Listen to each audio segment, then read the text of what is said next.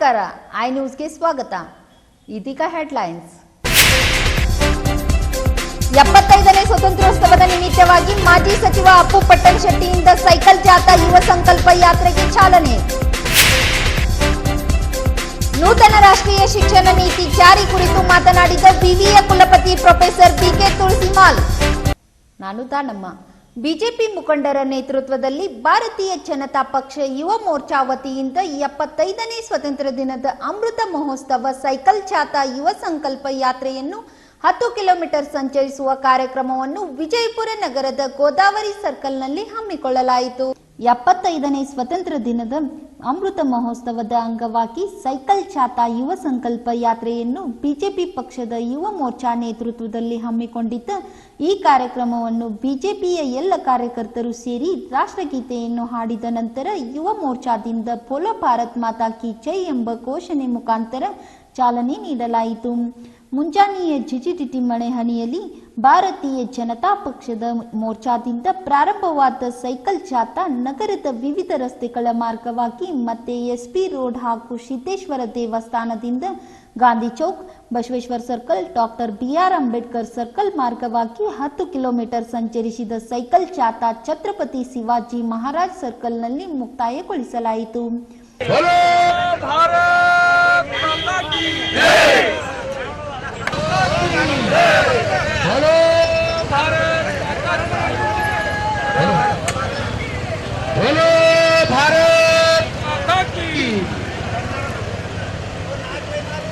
ನಿಧಾನವಾಗಿ ಚಲಿಸಬೇಕು.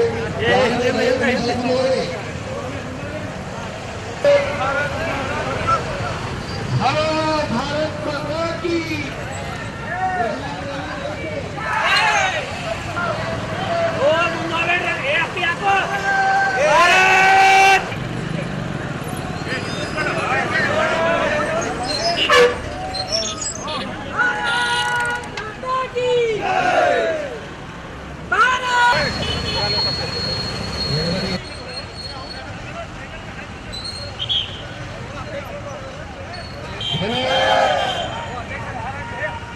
ಈ ಸಂದರ್ಭದಲ್ಲಿ ಮಾಜಿ ಸಚಿವ ಅಪ್ಪು ಪಟ್ಟಣಶೆಟ್ಟಿ, ಮಹಾನಗರ ಪಾಲಿಕೆಯ ಮಾಜಿ ಉಪಮೇಯರ್ ಗೋಪಾಲ್ ಘಟಕಾಂಬ್ಳೆ, ಬಿಡಿಎ ಮಾಜಿ ಅಧ್ಯಕ್ಷ ಭೀಮಾಶಂಕರ್ ಹದನೂರ್, ವಿಭಾಗ ಸಂಘಟನಾ ಕಾರ್ಯದರ್ಶಿ ಪ್ರಕಾಶ್ ಅಕ್ಕಲ್ಕೋಟ್, ಬಿಜೆಪಿ ನಗರ ಯುವ ಮೋರ್ಚಾ ಅಧ್ಯಕ್ಷ ಸತೀಶ್ ಪಾಟೀಲ್ ಹಾಗೂ ಬಿಜೆಪಿ ಕಾರ್ಯಕರ್ತರು ಪಾಲ್ಗೊಂಡಿದ್ದರು. 75ನೇ ಸ್ವಾತಂತ್ರ್ಯ ದಿನದ ಅಮೃತ ಮಹೋತ್ಸವವನ್ನು ಬಿಜೆಪಿ ಕಾರ್ಯಕರ್ತರ ನೇತೃತ್ವದಲ್ಲಿ ಭಾರತೀಯ ಜನತಾ ಪಕ್ಷ ಯುವ ಮೋರ್ಚಾ ವತಿಯಿಂದ ಹಮ್ಮಿಕೊಂಡಿದ್ದ ಸೈಕಲ್ ಜಾಥಾ ಯುವ ಸಂಕಲ್ಪ ಯಾತ್ರೆಯನ್ನು 10 ಕಿಲೋಮೀಟರ್ ಸಂಚರಿಸಲು ಚಾಲನೆ ನೀಡಿದ ಮಾಜಿ ಸಚಿವ ಅಪ್ಪು ಪಟ್ಟಣಶೆಟ್ಟಿ ಅವರ ಜೊತೆಗೆ ನಮ್ಮ ಐ ನ್ಯೂಸ್ ಪ್ರತಿನಿಧಿ ಸುನಿಲ್ ಅವರು ನಡೆಸಿರುವ ವಾಕ್ಥ್ರೋ ಇಲ್ಲಿದೆ, ನೋಡೋಣ ಬನ್ನಿ. ವಿಜಯಪುರ ನಗರದಲ್ಲಿ ಬೆಳ್ಳಂಬೆಳಗ್ಗೆ ಬೋಲೋ ಭಾರತ್ ಮಾತಾ ಕಿ ಜೈ ಎಂಬ ಘೋಷವಾಕ್ಯದೊಂದಿಗೆ 100 ಜನ ಬಿಜೆಪಿ ಕಾರ್ಯಕರ್ತರು ಸೈಕಲ್ ಜಾಥಾ ಮಾಡಿದ್ದಾರೆ. ಇದರ ಉದ್ದೇಶ ಏನು, ಯಾವುದಕ್ಕಾಗಿ ಸೈಕಲ್ ಜಾಥಾ ಮಾಡಿದ್ದಾರೆ ಅಂತ ಕೇಳೋಣ. ಇಲ್ಲಿ ನೋಡಬಹುದು 100 ಜನ ಸೈಕಲ್ ಹಿಡ್ಕೊಂಡು ವಿಜಯಪುರ ನಗರದಲ್ಲಿ ಸಂಚರಿಸಿದ್ದಾರೆ. ಇದ್ರ ಉದ್ದೇಶ ಏನಂತ ಕೇಳೋಣ. ಸರ್, ಈಗ ಬೆಳ್ಳಂಬೆಳಗ್ಗೆ ಸೈಕಲ್ ಜಾಥಾ ಮಾಡಿದ್ರಿ, ಏನು ಉದ್ದೇಶ, ಎದುರು ಸಲುವಾಗಿ ಮಾಡಿದ್ರಿ? ಇವತ್ತು ನಮ್ಮ ಭಾರತೀಯ ಜನತಾ ಪಕ್ಷದ ವತಿಯಿಂದ ಈ ಸೈಕಲ್ ಜಾಥಾ ಮಾಡುವ ಉದ್ದೇಶ ಅಂತಂದ್ರೆ ಭಾರತಕ್ಕೆ 75 ವರ್ಷಗಳ ಒಂದು ಸ್ವಾತಂತ್ರ್ಯ ಸಿಕ್ಕ ನಿಮಿತ್ತವಾಗಿ ಒಂದು ಏಕತೆಯ ಜಾಗೃತೆಯನ್ನು ಮೂಡಿಸಬೇಕು ಅನ್ನೋ ಉದ್ದೇಶದಿಂದಾಗಿ ಇವತ್ತು ಬಿಜಾಪುರದೊಳಗೆ ಸುಮಾರು 10 ಕಿಲೋಮೀಟರ್ ವ್ಯಾಪ್ತಿಯೊಳಗೆ ನಾವು ಈ ಒಂದು ಸೈಕಲ್ ಜಾಥಾವನ್ನು ಹಮ್ಮಿಕೊಂಡಿದ್ದೇವೆ. ವಿಶೇಷವಾಗಿ ಇದು ಇಡೀ ಕರ್ನಾಟಕದೊಳಗೆ 19ನೇ ತಾರೀಕಿನ ಒಳಗಡೆ ಇದು ಮುಗಿಸಬೇಕು. ಮತ್ತು ಈ ಒಂದು ಸೈಕಲ್ ಜಾಥಾ ನಮ್ಮ ಯುವ ಮೋರ್ಚಾದ ಒಂದು ನೇತೃತ್ವದೊಳಗೆ ಇದು ನಡೀತಾ ಇದೆ. ಮತ್ತು ಬಿಜಾಪುರದೊಳಗೆ 10 ಕಿಲೋಮೀಟರ್ ವ್ಯಾಪ್ತಿಯೊಳಗೆ ಇದನ್ನು ನಾವು ಸಂಪೂರ್ಣಗೊಳಿಸಿ ಇನ್ನು ಮುಂದೆ ಸಿಂದಗಿ ಒಳಗೆ ಜಿಲ್ಲಾವಾರು ಸೈಕಲ್ ಜಾಥಾ ಮಾಡುವ ಒಂದು ಇದನ್ನ ಆದೇಶವನ್ನು ಕೊಟ್ಟಿದ್ದಾರೆ. ಹೀಗಾಗಿ ಅದರ ನಿಮಿತ್ತವಾಗಿ ಈಗ ಪೂರ್ವ ಯೋಜಿತವಾಗಿ ಈ ಒಂದು ಸೈಕಲ್ ಜಾಥಾವನ್ನು ನಾವು ಹಮ್ಮಿಕೊಂಡಿದ್ದೀವಿ. ವಿಜಯಪುರ ನಗರದಲ್ಲಿ ಏನು ಸ್ವಾತಂತ್ರ್ಯ ದಿನಾಚರಣೆ ಅಂಗವಾಗಿ ಅಮೃತ ಮಹೋತ್ಸವ ನೆನಪಿಗಾಗಿ ಸೈಕಲ್ ಜಾಥಾ ಮಾಡಲಾಗಿದೆ. ಬಿಜೆಪಿ ಕಾರ್ಯಕರ್ತರು ಸುಮಾರು 100 ಜನ ಕಾರ್ಯಕರ್ತರು ಮಾಜಿ ಸಚಿವರಾದ ಅಪ್ಪಸಾಹೇಬ್ ಪಟ್ಟಣಶೆಟ್ಟಿ ಅವರ ನೇತೃತ್ವದಲ್ಲಿ ಸೈಕಲ್ ಜಾಥಾ ಮಾಡಿದ್ದಾರೆ. ಈಗ ಸ್ವತಃ ಅವರೇ ಮಾಜಿ ಸಚಿವರಾದ ಅಪ್ಪು ಪಟ್ಟಣಶೆಟ್ಟಿ ಅವರಿದ್ದಾರೆ, ಏನ್ ಹೇಳ್ತಾರೆ ಕೇಳಿ ಬನ್ನಿ. ಸರ್, ಈಗ ಸುಮಾರು 10 ಕಿಲೋಮೀಟರ್ ಸೈಕಲ್ ಜಾಥಾ ಮಾಡಿದಿರಿ, ಬೆಳ್ಳಂಬೆಳಗ್ಗೆ ಮಾಡಿದಿರಿ, ಅಮೃತ ಮಹೋತ್ಸವ ಯಾವ ರೀತಿ ಅವೇರ್ನೆಸ್ ಮೂಡಿಸಿದ್ರು ಸರ್? ಸರ್, ಇವತ್ತು ಸ್ವಾತಂತ್ರ್ಯದ 75ನೇ ವರ್ಷ ಅಂಗವಾಗಿ ಇವತ್ತು ದೇಶದಲ್ಲಿ ಏನು ಸಂಭ್ರಮದ ಆಚರಣೆ ಮಾಡ್ತಾ ಇದ್ದೀವಿ. ಅದು ಜನರಲ್ಲಿ ಇನ್ನೂ ಹೆಚ್ಚಿನ ಉತ್ಸಾಹ ಬರಬೇಕು ಹಾಗೂ ಯುವಕರಲ್ಲಿ ಅದರ ಸ್ವಾತಂತ್ರ್ಯದ ಒಂದು ಸಂಗ್ರಾಮದ ಬಗ್ಗೆ ನೆನಪು ಮಾಡಿಕೊಡ್ಬೇಕು. ಅದರ ಜೊತೆನೇ ಇವತ್ತು ಇನ್ನೂ ದೇಶಾಭಿಮಾನಿ ಬೆಳಿಬೇಕು ಅನ್ನುವಂಥ ಉದ್ದೇಶ ಅಂತೂ ಭಾರತೀಯ ಜನತಾ ಪಕ್ಷ ಇವತ್ತೊಂದು ಸೈಕಲ್ ಜಾಥಾ ಒಂದು 10 ಕಿಲೋಮೀಟರ್ವರೆಗೆ ಬಿಜೆಪಿಯ ಭಾರತೀಯ ಜನತಾ ಪಕ್ಷದ ಯುವ ಮೋರ್ಚಾ ನೇತೃತ್ವದಲ್ಲಿ ನಡೆಸಲಾಯಿತು. ಬಹಳಷ್ಟು ಸಂತೋಷದಿಂದ ನಮ್ಮ ಕಾರ್ಯಕರ್ತರು ಮತ್ತು ಬೇರೆ ಸೈಕ್ಲಿಸ್ಟ್ಗಳು ಹಾಗೂ ಸಾರ್ವಜನಿಕರು ಕೂಡ ಇದರಲ್ಲಿ ಭಾಗವಹಿಸಿದರು. ಇನ್ನೂ ದೇಶದ ಅಭಿಮಾನ ಸ್ವಾಭಿಮಾನ ಪ್ರತಿಯೊಬ್ಬರಲ್ಲಿ ಬೆಳಿಬೇಕು ಅನ್ನೋದು ಉದ್ದೇಶದಿಂದ ನಾವು ಜಾಥಾವನ್ನು ನೆರವೇರಿಸಿದ್ವಿ. ಅಂದ್ರೆ ಇಂಥ ಬೆಳಂಬೆಳಗ್ಗೆ ಜಿಟಿ ಮಳೆಯಲ್ಲೂ ಕೂಡ ಯುವಕರಿಗೆ ಹುರಿದುಂಬಿಸಿ ಸ್ವತಃ ನೀವೇ ನೇತೃತ್ವ ವಹಿಸಿಕೊಂಡು ಮುನ್ನಡೆಸಿದ್ರಿ. ಯಾವ ತರ ಯುವಕರಿಗೆ ಸ್ಫೂರ್ತಿ? ನಮಗೂ ಕೂಡ ಇವತ್ತು ಒಂದು ಹೊಸ ಹುರುಪಾಗಿದೆ. ಇವತ್ತು ನಾವು ನೇತೃತ್ವ ಜೊತೆನೆ ಸಂಪೂರ್ಣ ರ್ಯಾಲಿಯಲ್ಲಿ ನಾವು ಕೂಡ ಭಾಗವಹಿಸಿದ್ವಿ. ನಮಗೂ ಕೂಡ ಎಲ್ಲ ಯುವಕರಿಗೆ ಸ್ಫೂರ್ತಿಯಾಗಿದೆ, ಯುವಕರಿಂದ ನನಗೂ ಕೂಡ ಸ್ಫೂರ್ತಿಯಾಗಿದೆ. ಒಂದು ಹೊಸ ಒಂದು ವಾತಾವರಣದಲ್ಲಿ ಅಂದ್ರೆ ಮಳೆ ಇದ್ರೂ ಕೂಡ ನಮ್ಮ ಕಾರ್ಯಕರ್ತರು ಯಾವುದೇ ಒಂದು ಹಿಂಪಡೆದೇನೆ ಇವತ್ತೇನು ನಾವು ನಿರ್ಧರಿಸಿದಂಥ ರ್ಯಾಲಿ ಏನು ನಮ್ಮ ತಿರಂಗ ಧ್ವಜವನ್ನು ತೆಗೆದುಕೊಂಡು ಪಕ್ಷದ ಧ್ವಜ ಎರಡು ಧ್ವಜವನ್ನು ತೆಗೆದುಕೊಂಡು ನಾವು ಬಹಳಷ್ಟು ಉತ್ಸಾಹದಿಂದ ನಾವೆಲ್ಲ ರ್ಯಾಲಿಯನ್ನು ಮಾಡಿದ್ದೀವಿ. ಕಾರ್ಯಕರ್ತರಿಗೆ ಬಹಳಷ್ಟು ಉತ್ಸಾಹ ಇನ್ನೂ ಹೆಚ್ಚಿಗೆ ಆಗಿದೆ. ಅಂದ್ರೆ ಬಿಜೆಪಿ ಕಾರ್ಯಕ್ರಮ ಅಂದ್ರೆ ಮುಖ್ಯವಾಗಿ ಮುಂದುವರೆದು ಅಪ್ಪು ಪಾಟೀಲ್ ಶೆಟ್ಟಿ ಅವರು ಎಂಥ ಪರಿಸ್ಥಿತಿ ಇದ್ರೂ ಕೂಡ ನೀವೇ ಮುಂದಾವತ್ತು ವಹಿಸಿ ಕಾರ್ಯಕ್ರಮ ಚಟುವಟಿಕೆ ಆಗಿರುವುದು ಅದನ್ನೇ ಮಾಡ್ತಿರ್ತೀರಿ. ಬಹುತೇಕ ಶಾಸಕರು ಒಳಗೊಂಡು ಬಹುತೇಕ ಇಂಥ ಕಾರ್ಯಕ್ರಮಗಳಿಗೆ ಬಂದ್ರೆ ಇನ್ನಷ್ಟು ಒಳ್ಳೇದಾಗ್ತಿತ್ತು ಅನ್ಸುತ್ತೆ. ನಾನು ಭಾರತೀಯ ಜನತಾ ಪಕ್ಷದ ಕಾರ್ಯಕರ್ತ. ಯಾವುದೇ ಕಾರ್ಯಕ್ರಮ ಕರೆದರೂ ಕೂಡ ನಾನು ತಪ್ಪಿಸದೇನೆ ಭಾಗವಹಿಸುವಂಥ ನಂದು ಹಳೆಯ ಒಂದು ಮೊದಲಿನಿಂದ ನನ್ನ ಪದ್ಧತಿ. ಆ ನಿಟ್ಟಿನಲ್ಲಿ ನಾನು ಮಾಡಿದ್ದೀನಿ. ನಾನು ಯಾವಾಗಲೂ ಕಾರ್ಯಕರ್ತರ ಜೊತೆ ಇರ್ತೀನಿ, ಮುಂದೆನೂ ಕೂಡ ಕಾರ್ಯಕರ್ತರ ಜೊತೆ ಇರುವಂತ ನನ್ನ ಅಭ್ಯಾಸ. ಅಂದ್ರೆ ಕಾರ್ಯಕರ್ತರ ಜೊತೆ ಶಾಸಕರು ಕೂಡ ಒಳಗೊಂಡಿದ್ರು ಇನ್ನಷ್ಟು ಶಕ್ತಿ ಬರ್ತಿತ್ತು, ಕಾರ್ಯಕರ್ತರಲ್ಲಿ ಇನ್ನಷ್ಟು ಹುಮ್ಮಸ್ಸು ತುಂಬುತ್ತಿತ್ತು. ನೀವು ಮಾಜಿ ಸಚಿವರಾಗಿ ಇಂಥ ಬೆಳಂಬೆಳಗ್ಗೆ 100 ಜನ ಸೈಕ್ಲಿಸ್ಟ್ಗಳನ್ನ ಕರ್ಕೊಂಡು ಕಾರ್ಯಕರ್ತರನ್ನು ಕರ್ಕೊಂಡು ಜಾಗೃತಿ ಕಾರ್ಯಕ್ರಮ ಮಾಡಿದ್ರಿ. ಇದು ಸತ್ಯ. ನಾವೆಲ್ಲ ಹಿರಿಯರಿರೋದ್ರಿಂದ ಹುಡುಗರಿಗೆ ಯುವಕರಿಗೆ ಹೊಸ ಕಾರ್ಯಕರ್ತರಿಗೆ ಒಂದು ಪ್ರೋತ್ಸಾಹ ಆಗ್ತದೆ. ನಾವೆಲ್ಲ ಒಂದು ಸೀನಿಯರಿಟಿ ಇದ್ರು ಕೂಡ ಅವ್ರ ಜೊತೆ ಭಾಗವಹಿಸೋದ್ರಿಂದ ಇನ್ನೂ ಇಂಪ್ರೆಸಿವ್ ಆಗ್ತಾರೆ ಅನ್ನೋದು ಸತ್ಯ ಅದ. ಆ ಒಂದು ಒಳ್ಳೆಯ ಇಂಪ್ರೆಸಿವ್ ಇನ್ನೂ ಆಗಲಿ. ನಮಗೂ ಕೂಡ ಕಾರ್ಯಕರ್ತ ಹೆಚ್ಚಿಗೆ ಆದರೆ ಪಕ್ಷ ವೃದ್ಧಿ ಆಗ್ತದೆ. ಪಕ್ಷ ಬೆಳೆದ್ರೆ ಕೂಡ ಎಲ್ಲರಿಗೂ ದೇಶದಲ್ಲಿ ಒಂದು ಒಳ್ಳೆಯ ಸರ್ಕಾರ ತರಕ್ಕೆ ಸಾಧ್ಯ, ರಾಜ್ಯದಲ್ಲಿ ಸರ್ಕಾರಕ್ಕೆ ತರಕ್ಕೆ ಸಾಧ್ಯ ಇದೆ. ಯಾಕಂದ್ರೆ ಕಾರ್ಯಕರ್ತರು ಪಕ್ಷ ದೊಡ್ಡದಾದ್ರೇ ಇವತ್ತು ಶಾಸಕರ ಆರಿಸಿ ಬರಕ್ಕೆ ಸಾಧ್ಯ ಅದ, ಇವತ್ತು ಸರ್ಕಾರ ಬರಕ್ಕೆ ಸಾಧ್ಯ ಅದ ಅನ್ನುವಂಥ ನಮಗೂ ಕೂಡ ವಿಶ್ವಾಸ ಇದೆ. ಆ ನಿಟ್ಟಿನಲ್ಲಿ ನಾವು ಇನ್ನೂ ಕಾರ್ಯಕರ್ತರ ಪಡೆಯನ್ನು ಹೆಚ್ಚಿಗೆ ಮಾಡ್ತಾ ಇದ್ದೀವಿ, ಪಕ್ಷವನ್ನು ಬಲಪಡಿಸ್ತಾ ಇದ್ದೀವಿ. ಮುಂದಿನ ದಿನಮಾನಗಳಲ್ಲಿ ರಾಜ್ಯ ದೇಶದಲ್ಲಿ ಕೂಡ ಸಂಪೂರ್ಣವಾಗಿ ಭಾರತೀಯ ಜನತಾ ಪಕ್ಷನೇ ಅಧಿಕಾರಕ್ಕಿರಬೇಕು, ಅದರಿಂದ ಒಳ್ಳೆಯ ಆಡಳಿತ ಜನರಿಗೆ ಕೊಡಬೇಕು ಅನ್ನೋದು ಉದ್ದೇಶದಿಂದ ನಾವು ಪಕ್ಷ ಸಂಘಟನೆ ಮಾಡ್ತಾ ಇದ್ದೀವಿ. ಸ್ವಾತಂತ್ರ್ಯ ಅಮೃತ ಮಹೋತ್ಸವದ ಅಂಗವಾಗಿ ಏನು ವಿಜಯಪುರದಲ್ಲಿ 75ನೇ ಸ್ವಾತಂತ್ರ್ಯ ಅಮೃತ ಮಹೋತ್ಸವದಲ್ಲಿ ವಿಜಯಪುರದಲ್ಲಿ ಬಿಜೆಪಿ ಕಾರ್ಯಕರ್ತರು ಸೈಕಲ್ ಜಾಥಾ ಮಾಡಿದ್ದಾರೆ. ಇದಕ್ಕೆ ಭಾರತೀಯ ಜನತಾ ಪಾರ್ಟಿಯ ಕಾರ್ಯಕರ್ತರು ಸಾಕಷ್ಟು ಜನ ಪಾಲ್ಗೊಂಡಿದ್ದಾರೆ. ಮಾಜಿ ಸಚಿವ ಅಪ್ಪು ಪಾಟೀಲ್ ಶೆಟ್ಟಿ ನೇತೃತ್ವದಲ್ಲಿ ಈಗಾಗಲೇ ಸೈಕಲ್ ಜಾಥಾ ಪೂರ್ಣವಾಗಿದೆ. ಕ್ಯಾಮರಾ ಪರ್ಸನ್ ಆನಂದ್ ಜೊತೆ ನಾನು ಸುನೀಲ್, ಐ ನ್ಯೂಸ್, ವಿಜಯಪುರ.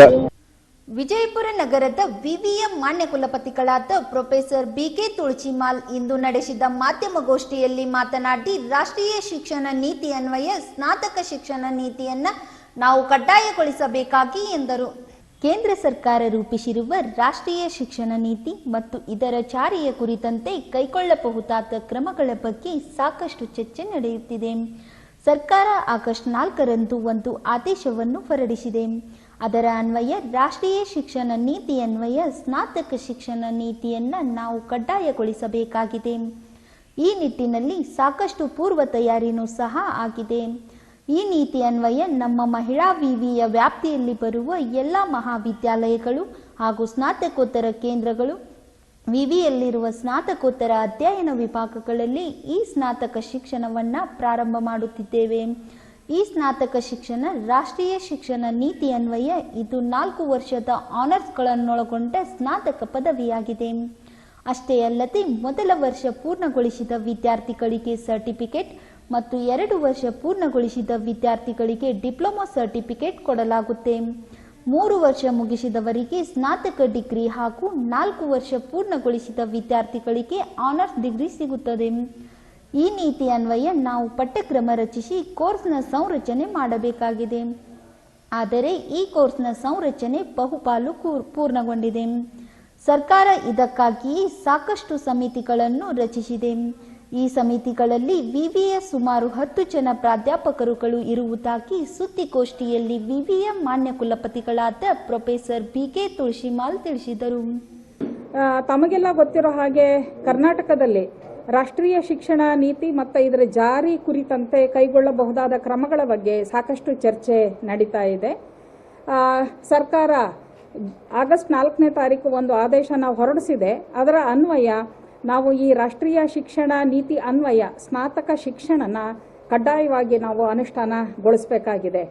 ಈ ನಿಟ್ಟಿನಲ್ಲಿ ಸಾಕಷ್ಟು ಪೂರ್ವ ತಯಾರಿನೂ ಕೂಡ ಆಗಿದೆ. ಈಗ ಈ ರಾಷ್ಟ್ರೀಯ ಶಿಕ್ಷಣ ನೀತಿಯ ಅನ್ವಯ ನಮ್ಮ ಮಹಿಳಾ ವಿಶ್ವವಿದ್ಯಾನಿಲಯದ ವ್ಯಾಪ್ತಿಯಲ್ಲಿ ಬರುವ ಎಲ್ಲ ಮಹಾವಿದ್ಯಾಲಯಗಳು ಹಾಗೂ ಸ್ನಾತಕೋತ್ತರ ಕೇಂದ್ರಗಳು, ನಮ್ಮಲ್ಲಿರುವ ಸ್ನಾತಕೋತ್ತರ ಅಧ್ಯಯನ ವಿಭಾಗಗಳು ಇಲ್ಲಿ ಈ ಸ್ನಾತಕ ಶಿಕ್ಷಣನ ನಾವು ಪ್ರಾರಂಭ ಮಾಡ್ತಾ ಇದ್ದೀವಿ. ಈ ಸ್ನಾತಕ ಶಿಕ್ಷಣ ರಾಷ್ಟ್ರೀಯ ಶಿಕ್ಷಣ ನೀತಿ ಅನ್ವಯ ಇದು 4 ವರ್ಷದ ಆನರ್ಸ್ ಅನ್ನು ಒಳಗೊಂಡಂತ ಒಂದು ಸ್ನಾತಕ ಪದವಿ ಆಗಿದೆ. ಇಲ್ಲಿ ಮೊದಲನೇ ವರ್ಷದಲ್ಲಿ ಅವರು ಶಿಕ್ಷಣನ ಪೂರ್ಣಗೊಳಿಸಿದ್ರೆ ಅವರಿಗೆ ಒಂದು ಸರ್ಟಿಫಿಕೇಟ್ ಅನ್ನ ಕೊಡ್ತೀವಿ. 2 ವರ್ಷ ಶಿಕ್ಷಣನ ಪೂರ್ಣಗೊಳಿಸಿದ್ರೆ ಅವರಿಗೆ ಒಂದು ಡಿಪ್ಲೊಮೊ ಸರ್ಟಿಫಿಕೇಟ್ನ ಕೊಡಲಾಗ್ತದೆ. 3 ವರ್ಷ ಮುಗಿಸಿದ್ರೆ ಅವರಿಗೆ ಸ್ನಾತಕ ಡಿಗ್ರಿ ಅಂದರೆ ಬ್ಯಾಚುಲರ್ಸ್ ಡಿಗ್ರಿ ಸಿಗ್ತದೆ. 4 ವರ್ಷ ಪೂರ್ತಿ ಮಾಡದಂತ ವಿದ್ಯಾರ್ಥಿನಿಗೆ ಆನರ್ಸ್ ಡಿಗ್ರಿ ಸಿಗ್ತದೆ. ಈ ನೀತಿ ಅನ್ವಯ ನಾವೀಗ ಪಠ್ಯಕ್ರಮನ ತಯಾರು ಮಾಡಬೇಕಾಗಿದೆ. ಹಾಗೆ ಈ ಕೋರ್ಸ್ನ ಸಂರಚನೆಯನ್ನು ಕೂಡ ನಾವು ಸಿದ್ಧಪಡಿಸ್ಕೋಬೇಕಾಗಿದೆ. ಈ ಕೋರ್ಸ್ನ ಸಂರಚನೆ ಈಗ ಬಹುಪಾಲು ಇದು ಪೂರ್ಣಗೊಂಡಿದೆ. ಈಗ ಬೇರೆ ಬೇರೆ ವಿಷಯವಾರು ನಾವು ಇದನ್ನ ಪಠ್ಯಕ್ರಮನ ತಯಾರು ಮಾಡೋದಕ್ಕೆ ಸರ್ಕಾರ ಸಾಕಷ್ಟು ಸಮಿತಿಗಳನ್ನ ಮಾಡಿದೆ. ಈ ಸಮಿತಿಗಳಲ್ಲಿ ನಮ್ಮ ವಿಶ್ವವಿದ್ಯಾನಿಲಯದ ಸುಮಾರು 10 ಜನ ಪ್ರಾಧ್ಯಾಪಕರು ಇದರಲ್ಲಿ ಇದ್ದಾರೆ. ಇವರು ಒಂದು ಸಲ ಈ ಪಠ್ಯಕ್ರಮನ ಪೂರ್ಣ ಮಾಡಿ ನಮಗೆ ಕೊಟ್ಟ ನಂತರ ನಾವು ನಮ್ಮ ಈ ಸ್ಥಳೀಯ ಅಗತ್ಯತೆಗಳನ್ನ ಮನಸ್ಸಲ್ಲಿ ಇಟ್ಟುಕೊಂಡು ಅದರಲ್ಲಿ ನಾವು ಕೆಲ ಮಾರ್ಪಾಡುಗಳನ್ನ ಮಾಡಿ ನಮ್ಮ BOS ಅಂದ್ರೆ ಅಧ್ಯಯನ ಮಂಡಳಿಗಳಲ್ಲಿ ಅದನ್ನ ನಾವು ಅನುಮೋದನೆ ತಗೊಂಡು ಜಾರಿಗೊಳಿಸಬೇಕಾಗಿದೆ. ಈಗಾಗಲೇ ನಾವು ನಮ್ಮ ವಿಶ್ವವಿದ್ಯಾನಿಲಯದಲ್ಲಿ ಇರುವಂತ ಎಲ್ಲ ಅಧ್ಯಯನ ಮಂಡಳಿಗಳನ್ನ ಪುನರ್ರಚನೆ ಮಾಡಿದ್ದೀವಿ. ಈ ಅಧ್ಯಯನ ಮಂಡಳಿಯ ಅಧ್ಯಕ್ಷರುಗಳ ಸಭೆಯನ್ನ ನಡೆಸಿ ಅವರಿಗೆ ಈ ನೀತಿಯ ಅನ್ವಯ, ಇದರ ಆಶಯದನ್ವಯ ಪಠ್ಯಕ್ರಮಗಳ ಒಂದು ಕರಡನ್ನು ಕೂಡ ತಯಾರು ಮಾಡೋದಕ್ಕೆ ನಾವು ನಿರ್ದೇಶನ ಕೊಟ್ಟಿದ್ದೀವಿ. ಇದರ ಅನ್ವಯ ಅವರು ಈಗಾಗಲೇ ಮಾಡ್ತಾ ಇದ್ರೂ ಕೂಡ ನಾವು ಅವರಿಗೆ ಇದಕ್ಕೆ ಹೆಚ್ಚಿನ ಒಂದು ಮಾಹಿತಿನ ಕೊಡೋದಕ್ಕೆ ಮುಂದಿನ ದಿನದಲ್ಲಿ ಕಾರ್ಯಾಗಾರವನ್ನು ಕೂಡ ನಾವು ಮಾಡ್ತಾ ಇದ್ದೀವಿ. ಈ ರಾಷ್ಟ್ರೀಯ ಶಿಕ್ಷಣ ನೀತಿನ ನಾವು ಅನುಷ್ಠಾನಗೊಳಿಸೋ ತೀರ್ಮಾನ ತಗೊಂಡ ತತ್ಕ್ಷಣನೇ ನಮ್ಮ ವಿಶ್ವವಿದ್ಯಾನಿಲಯದಲ್ಲಿ ಇದಕ್ಕೆ ಒಂದು ಟಾಸ್ಕ್ ಫೋರ್ಸನ್ನು ನಾವು ರಚನೆ ಮಾಡಿದ್ದೀವಿ. ಈ ಟಾಸ್ಕ್ ಫೋರ್ಸ್ನಲ್ಲಿ ನಮ್ಮ ವಿಶ್ವವಿದ್ಯಾನಿಲಯದ ಆಯ್ದ ಸಿಂಡಿಕೇಟ್ ಸದಸ್ಯರು, ವಿದ್ಯಾ ವಿಷಯ ಪರಿಷತ್ನ ಸದಸ್ಯರು, ಹಾಗೆ ವಿವಿಧ ಕ್ಷೇತ್ರಗಳ ಗಣ್ಯರು ಕೂಡ ಇದರಲ್ಲಿ ಇದ್ದಾರೆ. ಮತ್ತು ನಮ್ಮ ವಿಶ್ವವಿದ್ಯಾನಿಲಯದ ಪ್ರೊಫೆಸರ್ ತಡಸದ್ರವರು ಈ ಟಾಸ್ಕ್ ಫೋರ್ಸ್ನ ಅಧ್ಯಕ್ಷರು ಕೂಡ ಆಗಿದ್ದಾರೆ. ನಾವು ಈ ಒಂದು ಹಿನ್ನೆಲೆಯಲ್ಲಿ ನಮ್ಮ ವಿಶ್ವವಿದ್ಯಾನಿಲಯದ ಸಂಯೋಜಿತ ಎಲ್ಲ ಮಹಾವಿದ್ಯಾಲಯಗಳ ಪ್ರಾಂಶುಪಾಲರ ಸಭೆನೂ ಕೂಡ ಮಾಡಿದ್ವಿ. ನಿನ್ನೆ 2 ಹಂತದ ಸಭೆಗಳನ್ನ ಮಾಡಿ ಅವರಿಗೆ ಮಾನಸಿಕ ಸಿದ್ಧತೆನ ಮಾಡ್ಕೊಳೋದಕ್ಕೆ ಹೇಳಿದ್ವಿ. ಹಾಗೆ ತತ್ಕ್ಷಣದಲ್ಲಿ ಅವರು ಕೈಗೊಳ್ಳಬಹುದಾದ ಕ್ರಮಗಳ ಬಗ್ಗೆ ಅವರಿಗೆ ಮಾಹಿತಿನ ಕೂಡ ಅವರಿಗೆ ನೀಡಿದ್ವಿ. ಹಾಗೆ ಮುಂದಿನ ವಾರದಲ್ಲಿ ನಮ್ಮ ವಿಶ್ವವಿದ್ಯಾನಿಲಯದ ಸಂಯೋಜಿತ ಮಹಾವಿದ್ಯಾಲಯಗಳ ಈ ಪ್ರಾಂಶುಪಾಲರ ಸಭೆನೂ ಕೂಡ ಅಂದರೆ 50 ಜನ ಮೀರಿದ ರೀತಿಯಲ್ಲಿ ನಾವು ಒಂದು 4-5 ಸಭೆಗಳನ್ನ ಮಾಡಿ ಅವರಿಗೆ ಇದ್ರ ಬಗ್ಗೆ ಹೆಚ್ಚಿನ ಮಾಹಿತಿನೂ ಕೂಡ ನಾವು ಕೊಡ್ತೀವಿ. ಈ ಹೊಸ ಕೋರ್ಸ್ನ ವೈಶಿಷ್ಟ್ಯ ಏನು, ಹಿಂದಿನ ಕೋರ್ಸ್ಗಿಂತ ಇದು ಹೇಗೆ ಭಿನ್ನ ಅನ್ನೋ ಪ್ರಶ್ನೆ ಬಂದಾಗ, ಹಿಂದೆ ನಾವು 3 ಮೇಜರ್ಗಳನ್ನ ಆಯ್ಕೆ ಮಾಡ್ಕೋತಾ ಇದ್ವಿ, BA ಆಗಲಿ ಅಥವಾ BSc ಆಗಲಿ. ಈಗ ಇಲ್ಲಿ ಅವರು 2 ವಿಷಯಗಳನ್ನ ಆಯ್ಕೆ ಮಾಡ್ಕೋಬೇಕಾಗ್ತದೆ. ಉದಾಹರಣೆಗೆ BA ಆದರೆ ಹಿಸ್ಟ್ರಿ ಅಥವಾ ಇಕನಾಮಿಕ್ಸು, ಅಥವಾ BSc ಆದರೆ ಫಿಸಿಕ್ಸ್ ಅಥವಾ ಕೆಮಿಸ್ಟ್ರಿನೋ, ಹೀಗೆ 2 ವಿಷಯಗಳನ್ನ ಅವರು ಆಯ್ಕೆ ಮಾಡ್ಕೋಬೇಕಾಗ್ತದೆ. ಇದ್ರ ಜೊತೆಗೆ ಅವರಿಗೆ ಡಿಸಿಪ್ಲಿನ್ ಸ್ಪೆಸಿಫಿಕ್ ಇಲೆಕ್ಟಿವ್ ಕೂಡ ಇರ್ತದೆ. ಅಂದ್ರೆ ಅವರಿಗೆ ಐಚ್ಛಿಕ ವಿಷಯಗಳು ಇರ್ತದೆ.